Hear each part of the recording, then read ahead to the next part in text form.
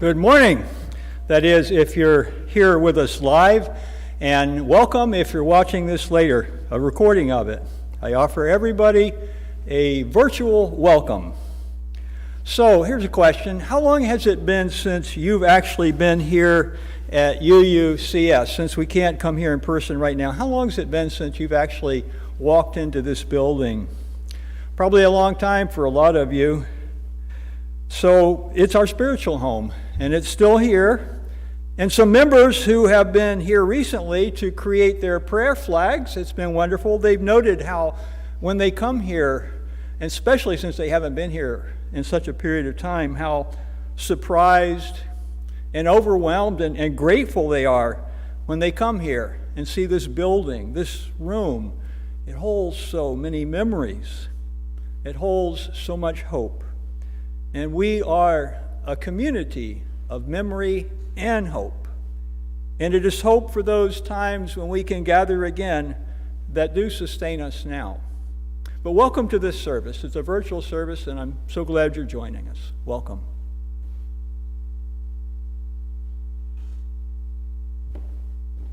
Our opening hymn this morning is Morning Has Broken. It's number 38 in the gray hymnal.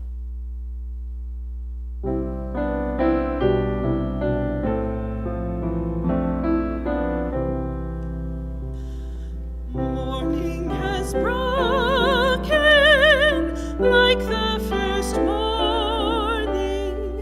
Blackbird has spoken like the first bird. Praise for the singing, praise for the morning, praise for them springing fresh from the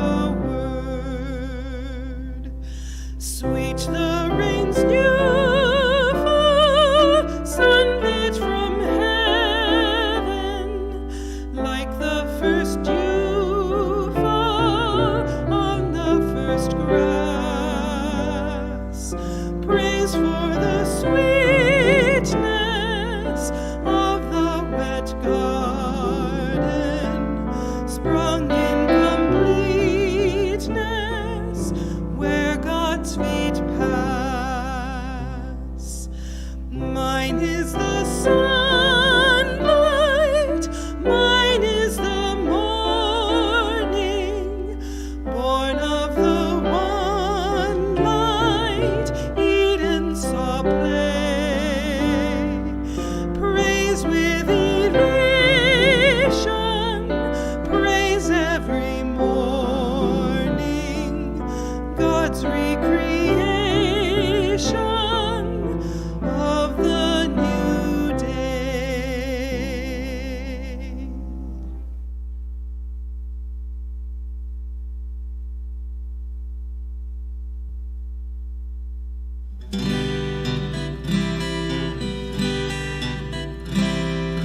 Sweet vision, bless my eyes, land upon the western skies. Constant stars, I bid you rise. Over Safety Harbor, home, home at last be calmed. Far behind us screams the storm. Tattered canvas waves like arms. Greeting Safety Harbor, where from windows of the tower, where the beacon burns, faithful friends at every hour watch for my return.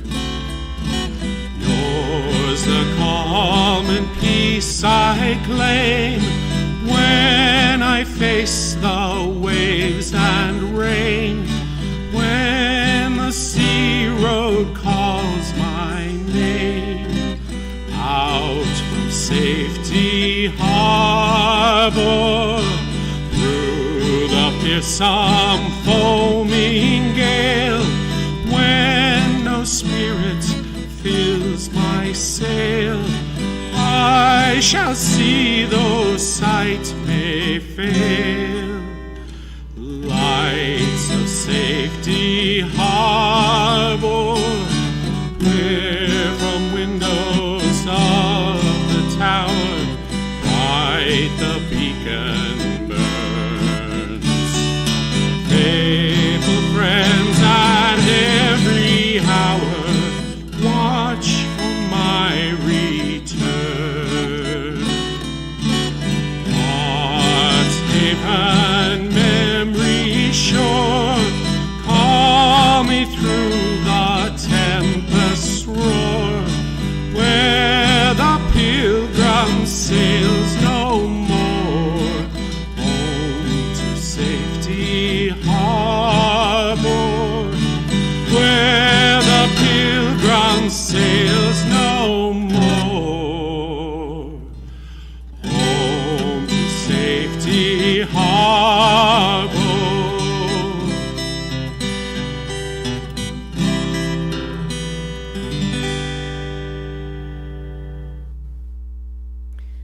We often recite familiar words without thinking. We've learned them by rote and can easily repeat them whenever we're asked. Today, as we speak our affirmation, I would like you to stop and think about the words that we're saying. What do they ask of you, this congregation, and our community? Let's say our affirmation together now. Love is our doctrine. Compassion is our way. Here we seek to create a joyful home for free religious exploration, build a community of caring fellowship, nurture the hopes, and serve the needs of our world. As we light our chalices here in the sanctuary, I invite you to light a candle, a lantern, or a chalice wherever you are. It's okay. You can push pause while you go get one.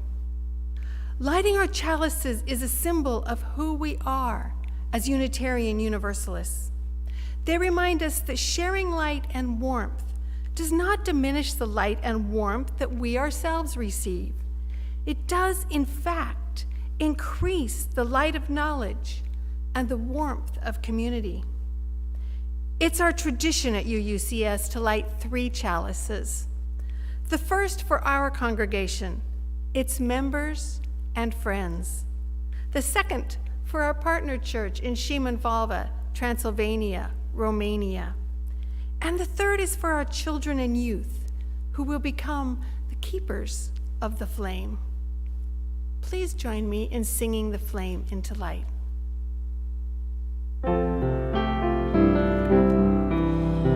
Rise up, O flame, by thy light glowing, show to us beauty, vision, and joy.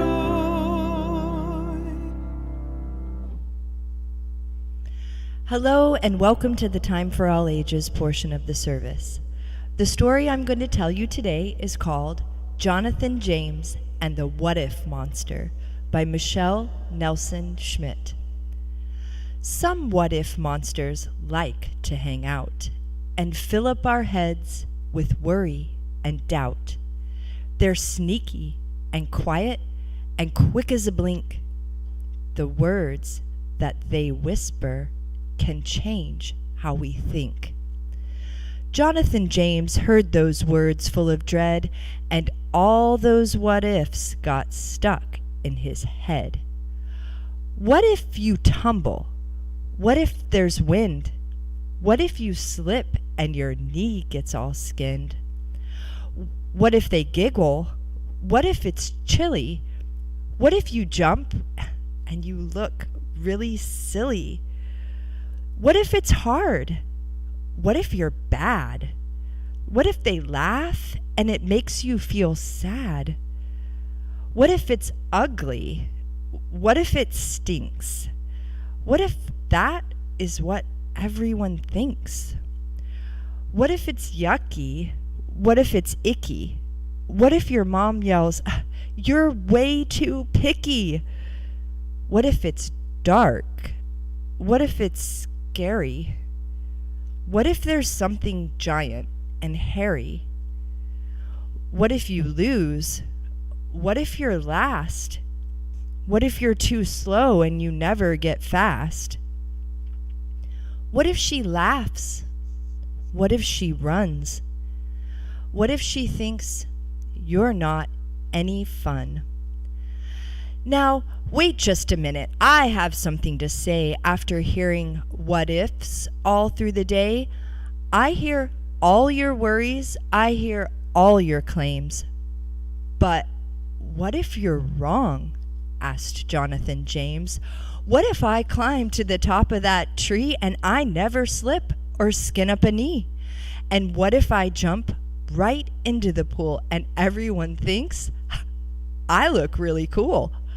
And what if a baseball is nothing but fun and I end up hitting a triple home run? And what if my drawing goes up on the wall and everyone thinks it's the best one of all?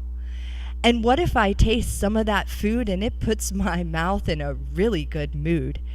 And what if I run in a really big race and I have a great time, no matter what the place? And what if I sleep and have the best dream that monsters are sweeter than they might seem? And what if the chance I take in the end is just how I find a really great new friend?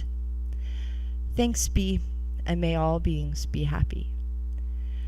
Please do consider joining us for the family service at 9:45 a.m. on Sunday mornings, just before the live service on Zoom, or at our weekly youth group meeting on Thursday at 5 p.m.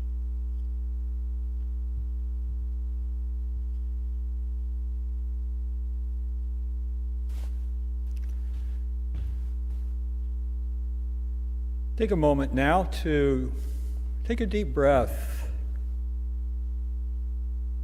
Breathe through the nostrils slowly. There is a deeper, truer rhythm to our lives, a deeper, truer rhythm when we slow down. Driving through my neighborhood, I slow down. Squirrels jump out in front of the car.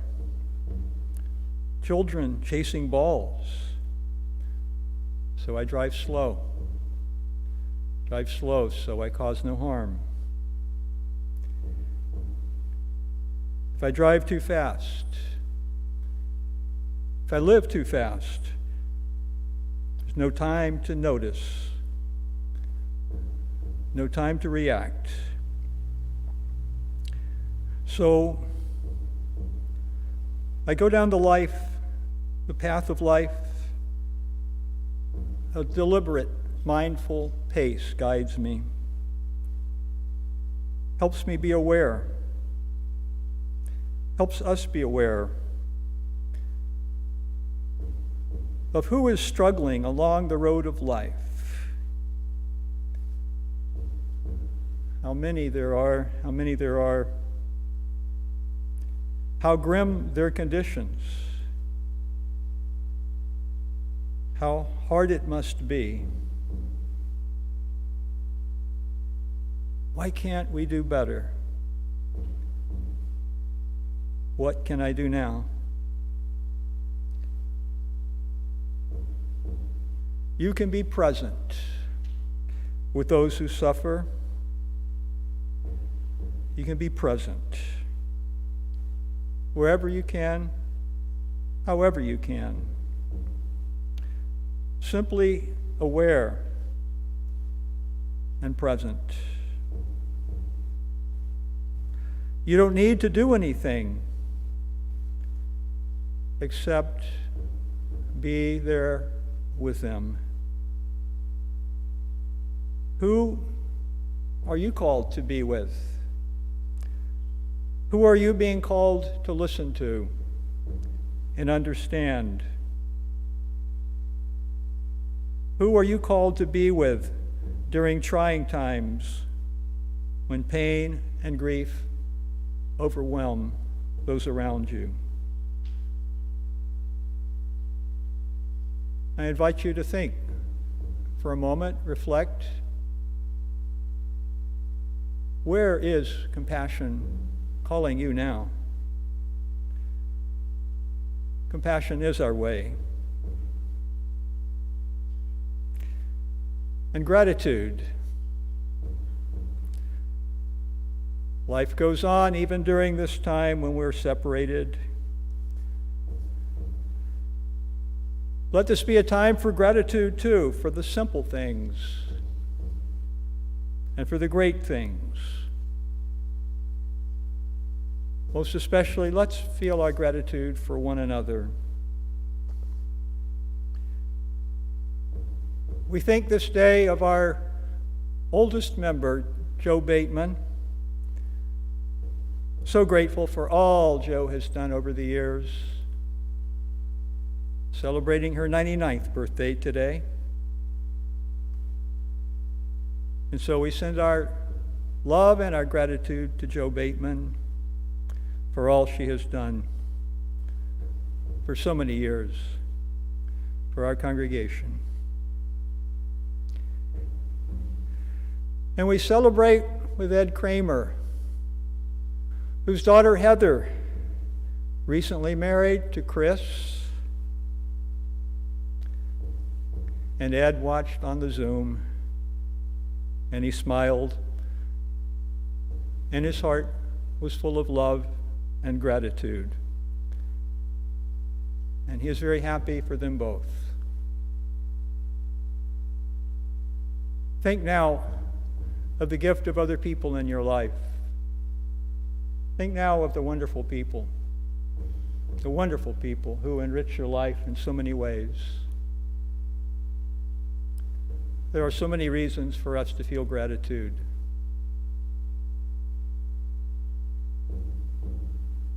In the Islamic tradition, an infidel is one who does not feel gratitude. Let us not be infidels. Let us be faithful. Faithful to the highest values that lead us in our life. And above all, let us be grateful. Grateful for this great gift of life. Amen.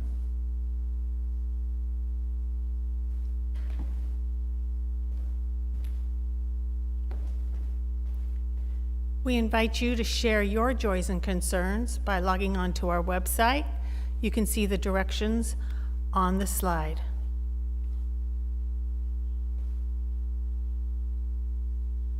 Our pastoral hymn today is There Is More Love Somewhere. It's number 95 in the gray hymnal.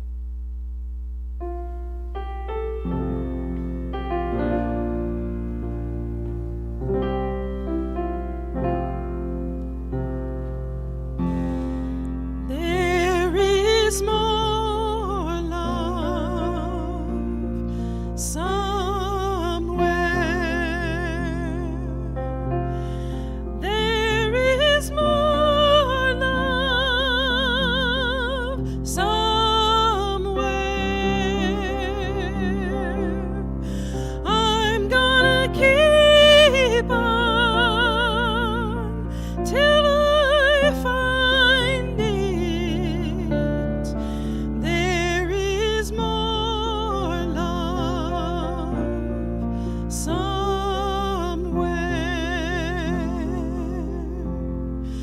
There is more hope somewhere. There is more hope somewhere. I'm gonna keep on till I find it. There is more hope somewhere.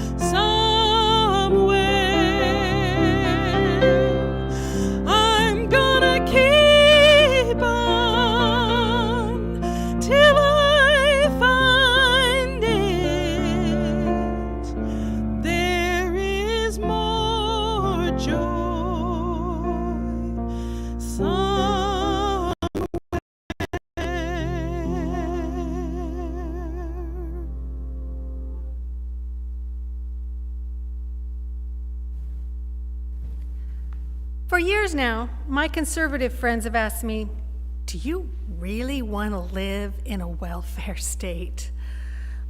And I've thought about it, and I've decided, yes, I do.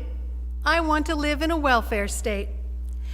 If we define welfare in the original meaning of the word, the condition of being or getting along well, to fare well, then yes, I want to live in a welfare state.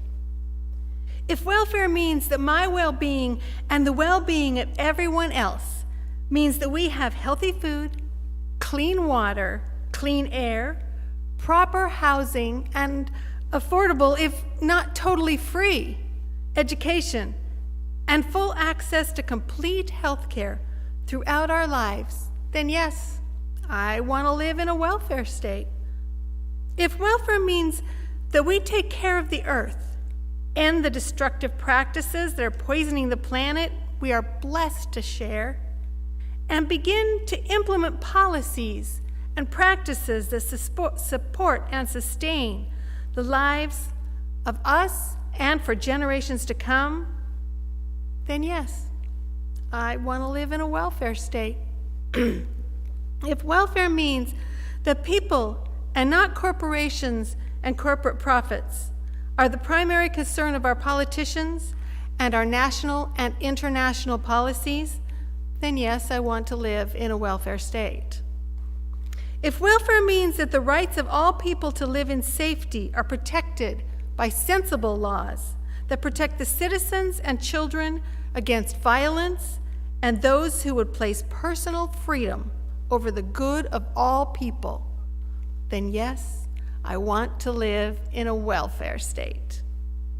If welfare means that all people, regardless of their color, spiritual or ethical beliefs, gender, sexual orientation, or political views, are afforded the same rights and privileges as everyone else, then yes, I want to live in a welfare state.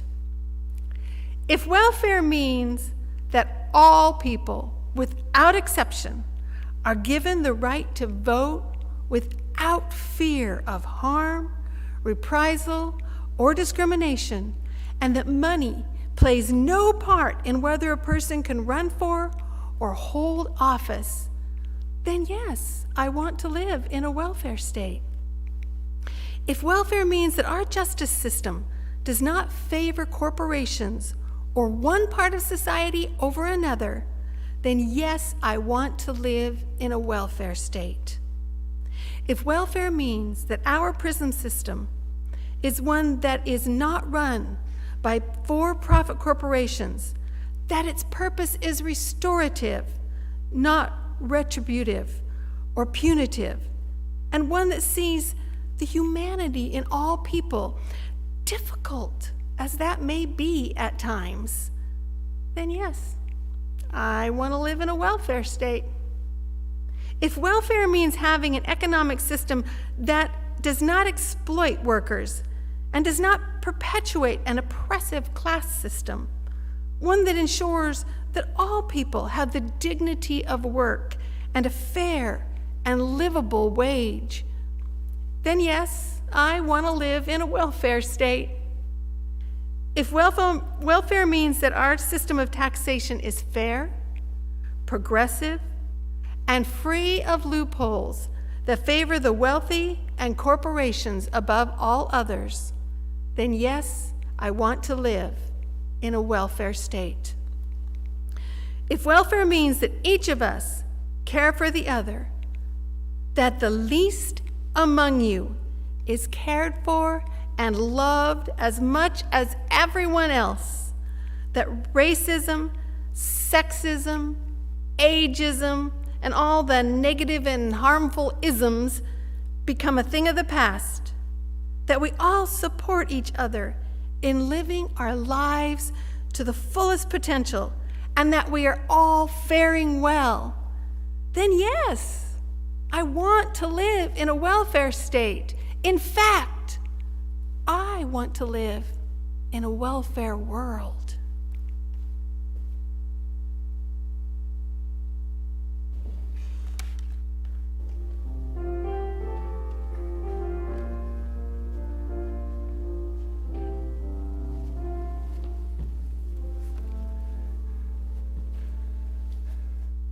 Thank you, Janet, for helping us rethink that word, welfare. I liked that.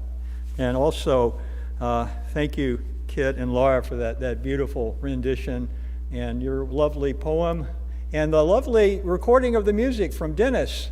Lorianne, please convey our thanks to him for that. So during the earliest days of my ministry here, we were in our original home on 19th and Bremen Street. That's where the Society of Friends, the Quakers, now meet. And that was when, not too long after I became the minister in January of 1993, not too long after, Lorraine Stewart joined the congregation, and she didn't wait too long before she started causing trouble. She's like that. Lorraine was troubled by the rising tide of homelessness in our community, which has risen much higher in recent years and may soon spill over into a veritable flood due to the pandemic. So Lorraine was troubled by homelessness, and she was troubling our consciences on this matter too. And she was meeting with a fledgling group of concerned folks from a few faith communities here in Salem, and they wanted to do something, not just talk about it and bemoan the problem of homelessness. As a result of these prolonged preliminary conversations, a new organization was envisioned. I remember being at a meeting where Gail McDougall, the minister at the First Congregational Church we were meeting, we'd been talking for a long time, and we weren't sure that we had it perfectly. And she said, let's just do it. Let's just launch it, and then we'll figure it out along the way. And that's what we did. And this was how the Salem Interfaith Hospitality Network was born. The idea, and you're probably pretty familiar with it, is that member congregations who could accommodate them would take turns providing shelter for some families in our community without housing until they could get on their feet. And this organization would help them do that, Salem Interfaith Hospitality Network.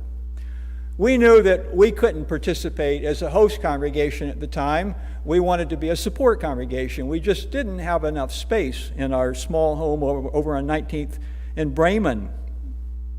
And we knew that it was probably going to be several years before we could buy or build a new home for ourselves for Unitarian Universalists here in Salem. But then we surprised ourselves with our commitment and our generosity, and we raised enough to build a new home here. Wow, that was fun. It was. And now we had space to be a host congregation for families in need. We could do it after all, but would we do it? Should we do it?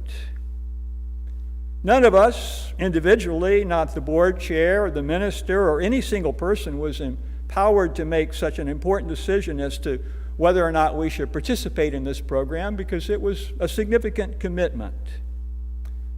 And so we do what we always do when we have a big decision to make. We called a congregational meeting. I believe it was the first one we held in our new home here. It was in the spring, 1998, I believe. And so we had this meeting. Some expressed concerns about the impact of hosting homeless families several times a year, talked about the impact it would have on the building, how it would be a strain on the volunteers too, perhaps. And others spoke and said that, well, we have a moral obligation to do this. We need to serve homeless families in our community. And so it was debated and discussed, and then we voted.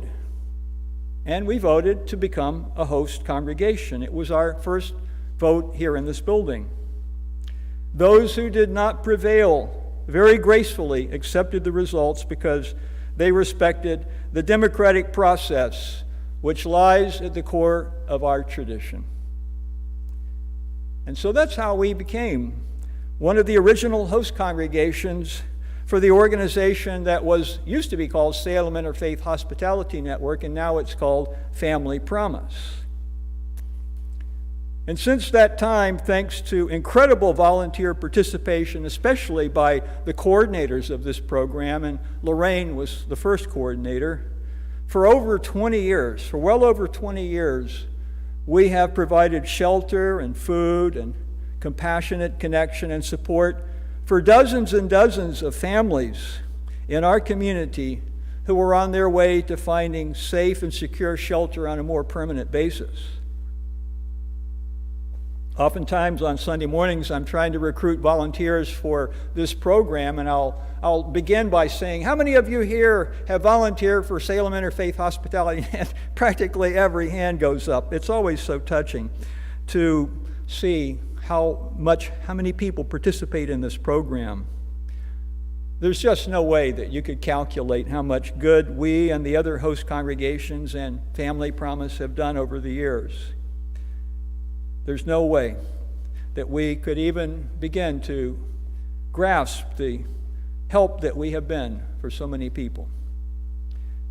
But also, this has been an incredible blessing for us, for our community, because it's good to be of use, to do meaningful things for the common good. I don't think it would have ever happened that we would have been involved in this program if Lorraine hadn't been such a troublemaker. And when I say troublemaker, I'm speaking of good trouble.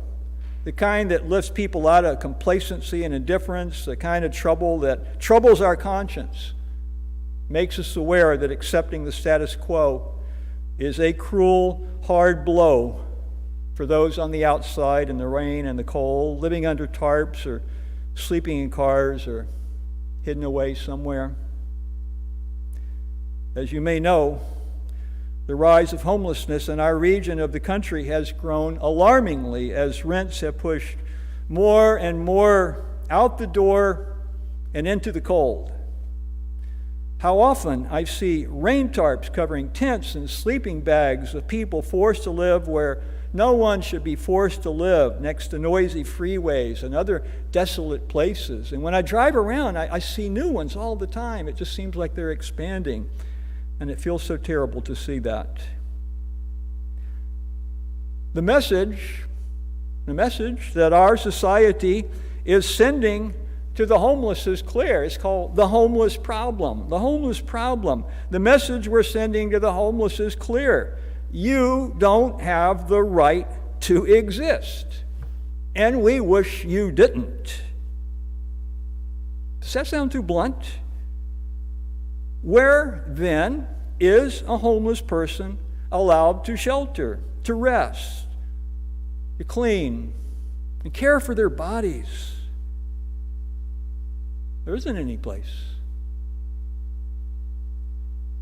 In the Bible, Jesus laments, "The foxes have holes, the birds have nests, but the Son of Man has nowhere to lay his head." Which is to say, think about it, Jesus was a homeless person. And the homeless in our community are someone's daughters and sons who have nowhere to lay their heads. And in our religious tradition, we're called to recognize their inherent worth and dignity. And it's especially important to do this when their worth and dignity is routinely ignored.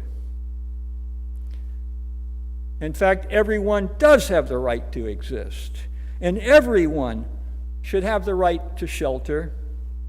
You know, some countries, probably welfare state countries, Janet, but I like them. Some countries expressly acknowledge that housing, shelter, is a right. It's a right. It's even recognized in the Universal Declaration of Human Rights, the right to have safe and secure shelter. And we know we could do it if we put our hearts to it, if we put our minds to it, we could make it in, but as a nation, it's not a top priority, so we don't do it. In the years since we first voted to become a host congregation, we have added a fellowship hall, we've expanded the foyer, we've acquired property across the street to the north. It's our overflow parking lot. And a portion of that property serves us very well on Sunday mornings when we're meeting here as an overflow parking lot.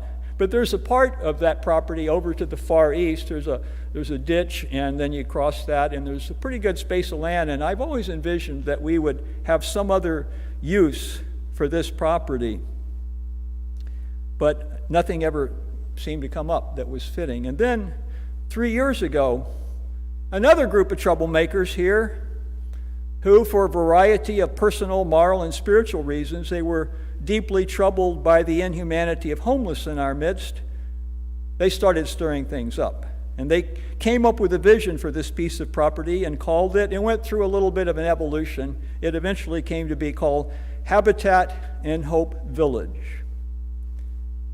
And the organizers began sharing this vision for this piece of property with others. They began meeting to consider, we began meeting to consider whether some sort of transitional housing units could be constructed on our property. And we learned after inspections and soil testings that site over there is suitable for construction. During these 3 years, I don't know how many meetings the Habitat and Hope Village Board has had. I've gone to a few of them, but not that many. They've had so many.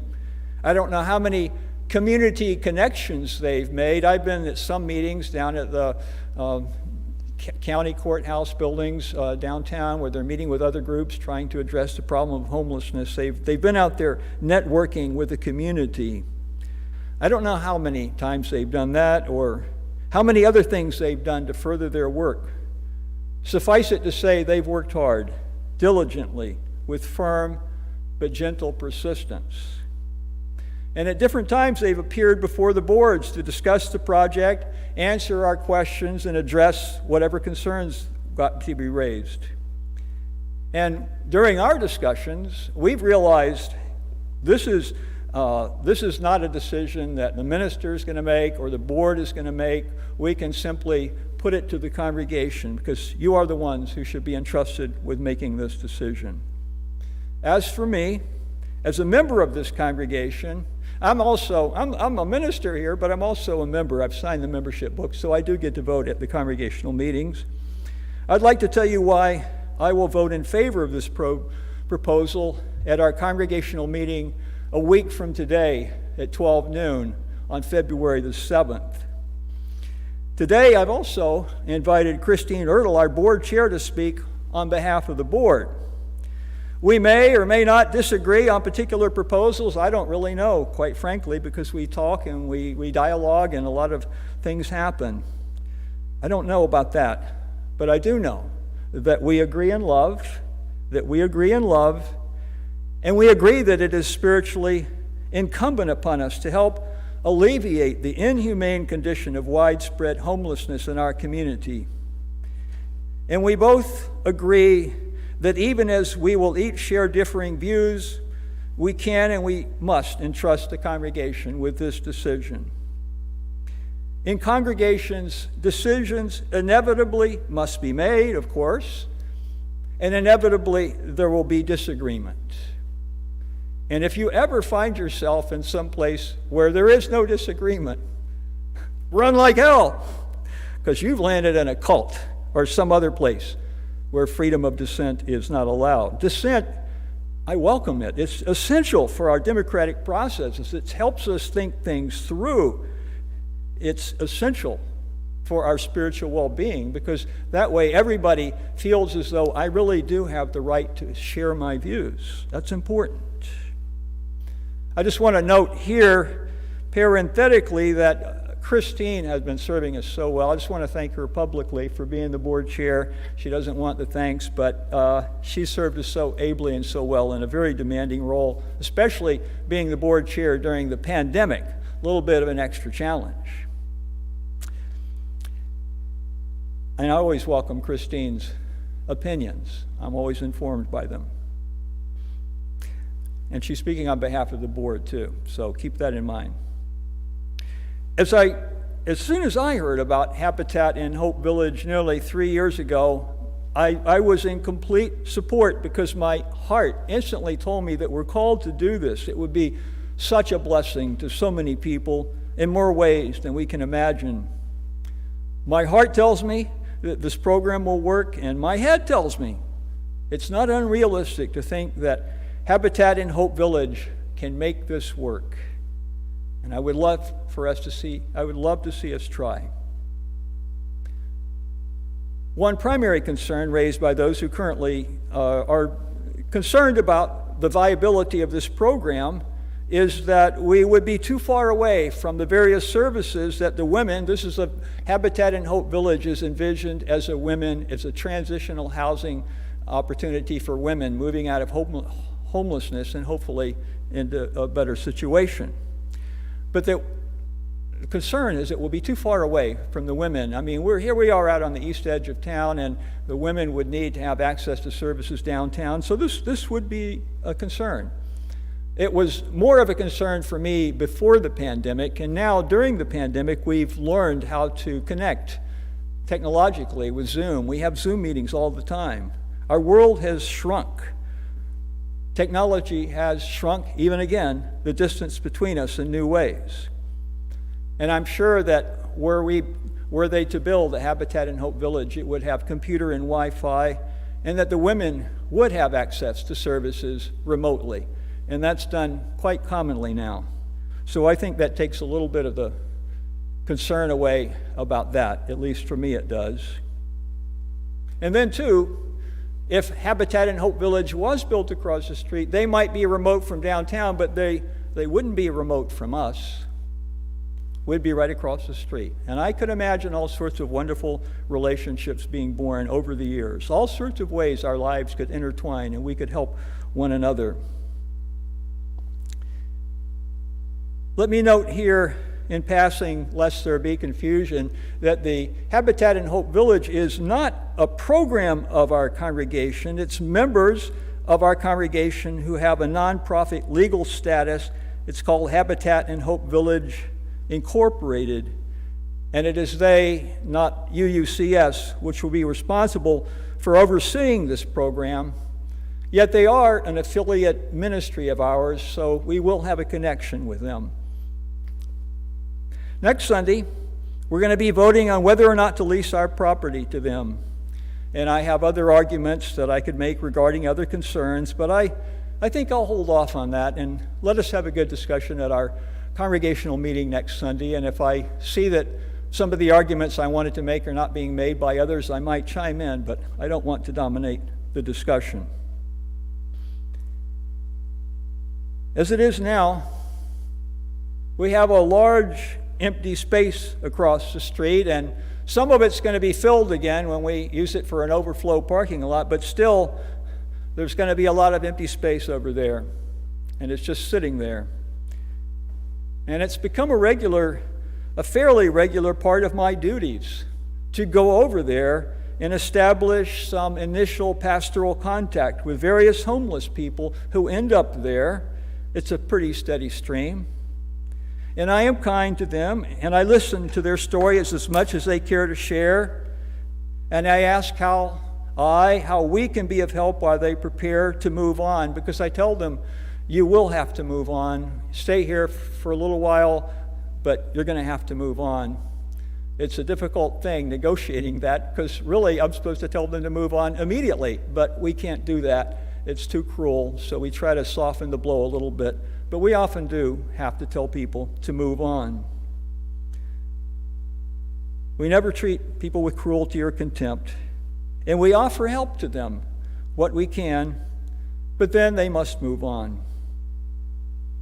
But that empty space is ours, and I'm wondering, what should we do with it? And I like this proposal before us, this Hope and Habitat Village, and even if they built it and it didn't prove to be viable, I think that it would be a really good thing for us to have a structure over there. It could be a valuable asset that could be modified to meet other needs. I think it's going to be successful, though, so that's just a back burner idea. As for now, over there on the property, we talk about this at our staff meetings. Well, let's put up more chains.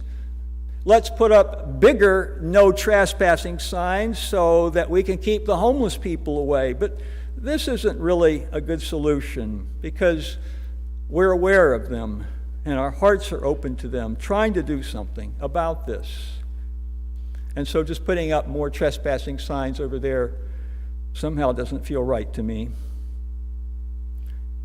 So I'm really grateful to the founding members of Habitat and Hope Village, because you have your eyes open And you're good troublemakers, like the late civil rights icon John Lewis called good troublemakers. If you're making good trouble, that's a good thing. And the Habitat and Hope Village Board you are really pushing us to consider what we as a congregation are called to do about this growing crisis. Your dedication and your strong and gentle persistence humbles and inspires me, and I will vote yes on your proposal on February the 7th. Even as we are called to discern our congregational role in the midst of this humanitarian crisis, so are we individually called to discern our roles from day to day. How should I relate to the folks without shelter I encounter on the street or see at the intersections?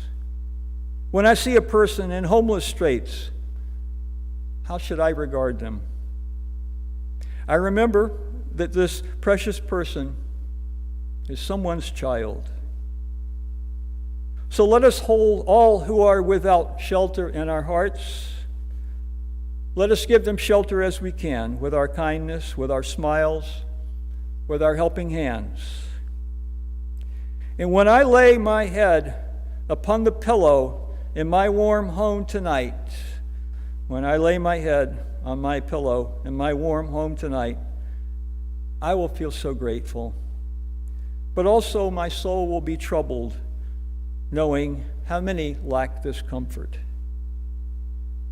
My soul is troubled,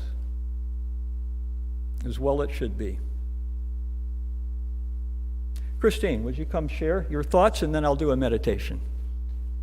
Thanks, Rick.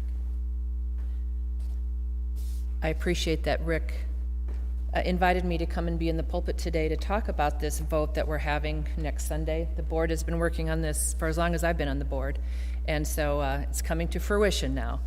I want to clarify I want to be very clear that I'm here today to speak for the board, who are the stewards of our congregation.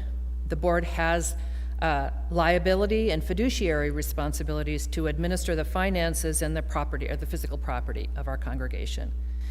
And I'm also here to speak for our congregation, members who have contacted the board with their ideas and considerations.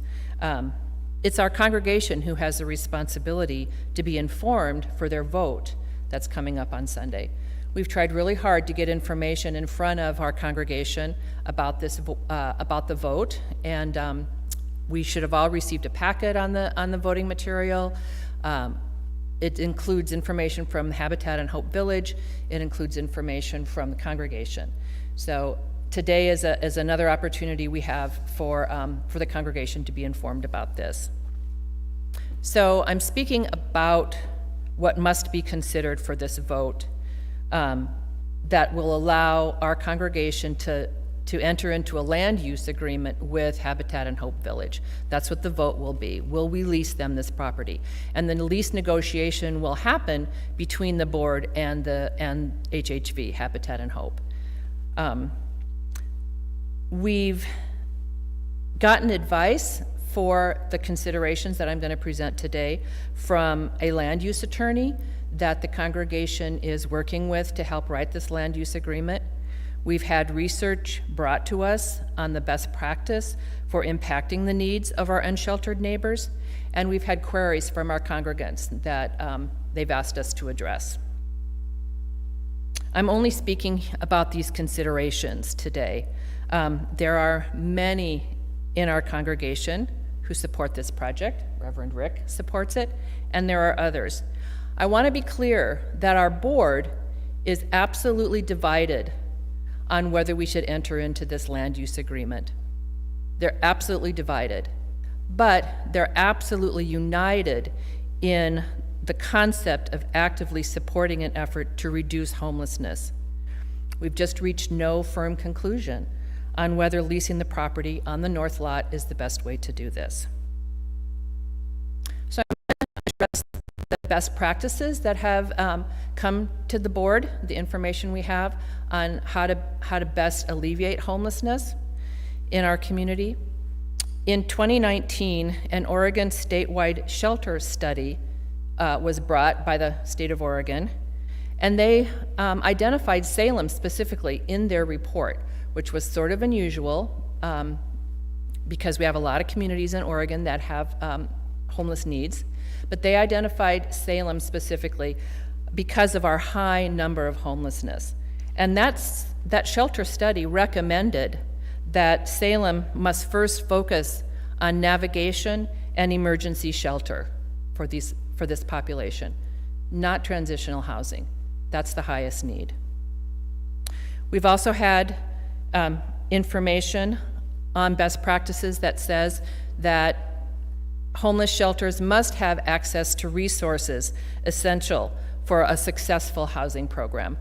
Resources, like Rick said, to participate in community meetings, resources to get to medical appointments, resources to get to grocery stores. Residents must have easy access to these resources for the program to be successful. And the third best practice for a successful program is necessary community support, necessary buy-in by all the players in the community that could possibly be part of this, from Arches to the city to other nonprofits. Another best practice that we want everyone to consider is that any nonprofit agency must have stable and reliable funding. The 3-year business plan that Habitat and Hope Village submitted to our board last June identified that their funding relies solely on soft money grants and individual fundraising, which we all know is not as stable as we would like it to be. But in order for it to be a viable, consistent program, it has to have stable funding. Another issue that's been, I feel like I'm just rattling off all the concerns, but we must pay attention to, we must consider this to make an informed vote. The board itself specifically is concerned about liability for our congregation and for the board. As owners of the land under the farmhouse, UUCS could be held liable for injury or accident at the farmhouse or any untoward behavior that happens at the farmhouse. It is our land, whether it's leased or not. We know in terms of running the program that will be housed in the transitional program that Habitat and Hope Village, they have the members of their board have just a wealth of experience working in real estate, building homes, working on projects for sustainable housing for low-income folks around the state. But they have been very honest that they have no experience running a social service program, a homeless project, or a self-governing project. They've stated on their website that this project will be self-governed by the residents, and they've acknowledged that they don't have any experience in doing that. They do have the support of Arches. I think we are all familiar with Arches. They're the agency in town that's charged with coming up with solutions for our homeless population. And Arches has made a commitment to provide a level of case management to the project, but they have no staff that can be made available on a permanent basis for helping run on-site. We need to consider in this vote if this project on our north lot is the best use of our congregation's limited resources. What we know from information we've gotten from Arches is that there are, at any given point in time, about 1,800 homeless people in Salem. And about 45% of those homeless people are women. So we have about 800 homeless women on the streets of Salem. Of those 800 women, about 50 of them would fall into the criteria that would make them eligible to live in the Habitat and Hope Village house. The criteria is very specific. These are newly homeless women. They don't have the issues of concern that ongoing homeless folks might have. They might be employed. They are much more stable than folks who are, for example, living consistently under the Market Street Bridge. But they serve 5 women at any given time. Those 5 people, women, can increase over the course of a year, 20 years, we'll certainly be serving more than 5 women, but it's a drop in the bucket of those 800 women on the streets. And we have been asked to think about how there are many existing excellent programs up and running in Salem that already serve those women who are experiencing homelessness and others who experience homelessness. There are programs for families that we help house. There are programs for women and children. There are programs for homeless folks suffering with drug addictions. There are a myriad of programs in Salem. And they're sited in downtown Salem and have a track record of success with their clients, and they're run by skilled and caring staff. We, as owners, if, I'm moving into another subject about the building across the lot, if in fact HHV cures homelessness in our community, and they no longer need that building to house women in transition, or if they lose their funding, then our land use agreement would return ownership of the building to our congregation. And there are those who believe that that's an asset. Rick has said that he thinks that's an asset. It can be an asset. The board has to consider whether the congregation can maintain another physical structure that belongs to us, and a septic field and a well that would need to be maintained. The building, of course, will require us to pay insurance and other maintenance bills, and they'll draw on our facilities team to help maintain that building. We could set aside that responsibility or incorporate some of the financial burden of that responsibility if we rent the building. And we've talked about that. HHV has said they would reconfigure the building to be a family home, like a 2-bedroom home or whatever. We decide the congregation would have a say in how they're going to reconfigure that building. So if we rented it, we would incorporate even other financial burdens. We'd pay taxes on the land and on the building. We'd pay insurance on the house and, of course, liability insurance. We know that Marion County won't let us subdivide that lot, so we can't sell the house if it becomes ours. We can't sell the house on that portion of the lot. It's zoned in a way that we can't do that. There is some talk that the urban growth boundary might extend and we might be able to subdivide that lot, but as it sits right now, we can't. And so we wouldn't be able to sell it. So those are just a short laundry list of the things that I've been asked to address to you all to consider for our vote on Sunday, February 7th. It feels like I'm just raining on the parade of supporting a viable service for the homeless population in our community. But I know, and I hope I know, that with the information that I've presented, the information that has been sent to all of our voting congregants in a recent packet, the information that we've emailed to everyone, the information that's on the website, that we will make an informed vote on Sunday. We will have a thorough discussion at that meeting, and we will be informed about how to make a wise decision about how we want to live our principle of supporting the inherent worth and dignity of everyone, and how to best support our unsheltered neighbors. So thank you for the time to go over this with you. I appreciate it.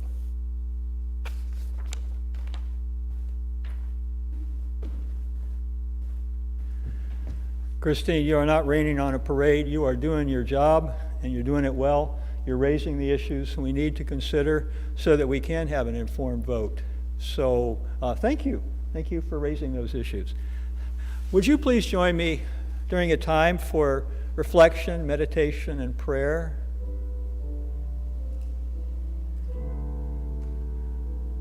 Let us be grateful for one another. Let us be grateful for the many voices we hear. Let us be grateful for our democracy, where we can disagree and still love one another. Let us be grateful for those who dare to speak their truth. that we might discover our truth.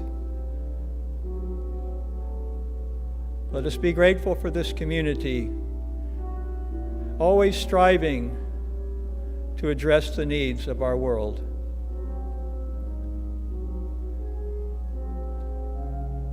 And let us be trusting of the processes at work.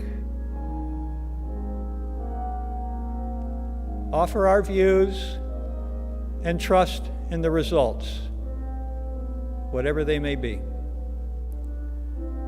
For this is our way. This is how we form community. This is how we stay in community.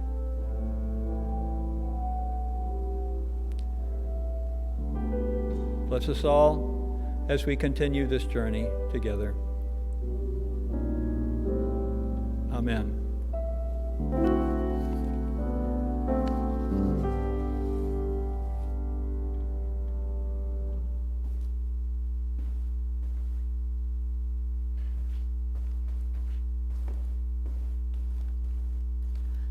At UUCS, we share our blessings through the works of our many teams, groups, and ministries, and through our Share the Plate program. This is the 5th Sunday of the month, and so we are sharing the plate with our religious education program, which serves all ages with a variety of classes and experiences which encourage exploring our spiritual growth. Your contributions make a huge difference and are greatly appreciated. To donate, please log on to our website and follow the prompts, or you can mail your check to UUCS. Thank you so much.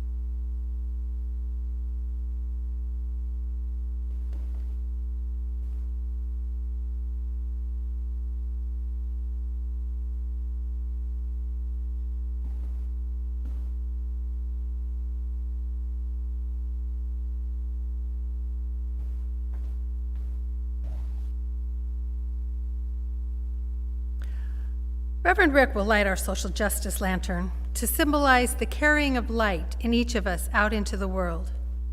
As we extinguish our chalices, please carry their light and warmth with you throughout the hours and days and weeks ahead.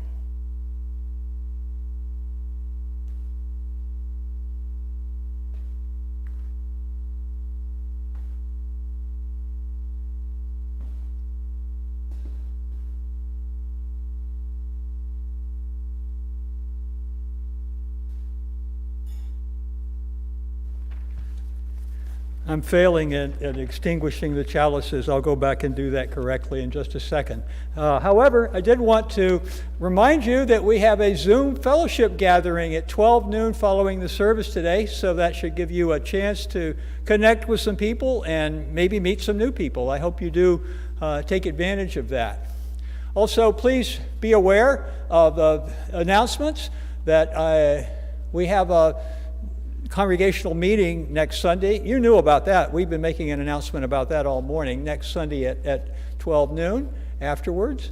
Also, there's a interest survey for building ground. If you'll go on the website and notice that, it's about how we can create a welcoming environment, a good class for people entering into our community, and it would help them if you would fill that out, the interest survey. Now, have you made a prayer flag yet? I made a prayer flag, and a lot of people are making prayer flags. Laura, let's see, Ben Cavaletto and Lily and Reed were in yesterday, and they said, we were here yesterday to make our prayer flags. It was so nice to be back in the space. Sarah Roars also, Sarah Roars and Joseph, her husband, came in and they made a prayer flag. They were grateful to be here. And we have one more week left. You can still sign up to make a prayer flag through February the 6th. These are prayer flags for our hopes and dreams for this coming year. We'd love to see this room, and we'll be putting them all on display in a couple of weeks. So you still have time to come in and make a prayer flag, and I hope you will.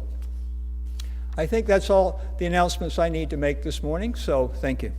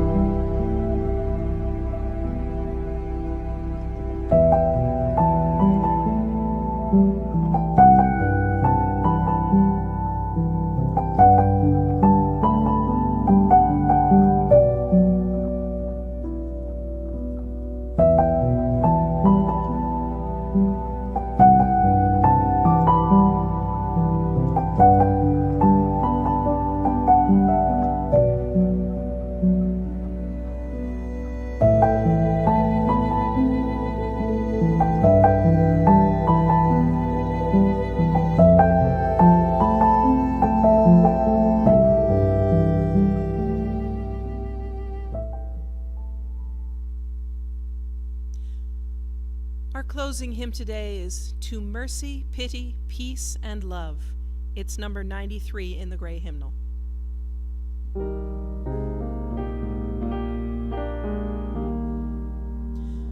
To mercy, pity, peace, and love, all pray in their distress.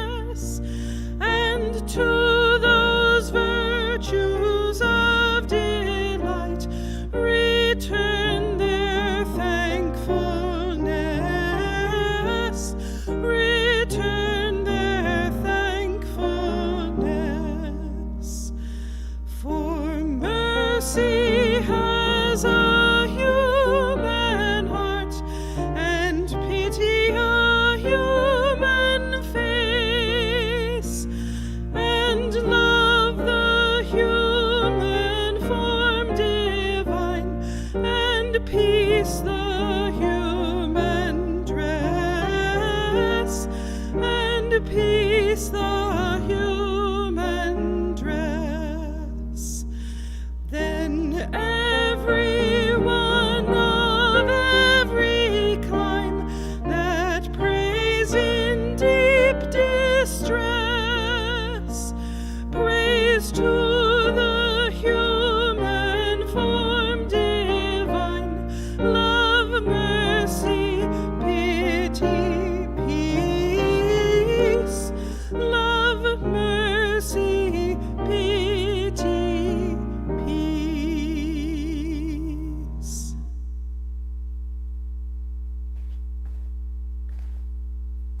Please join your hearts with all our members and friends as we say our closing words. May faith in the Spirit of life, hope for the community of earth, and love for the sacred in one another be ours now and in all the days to come.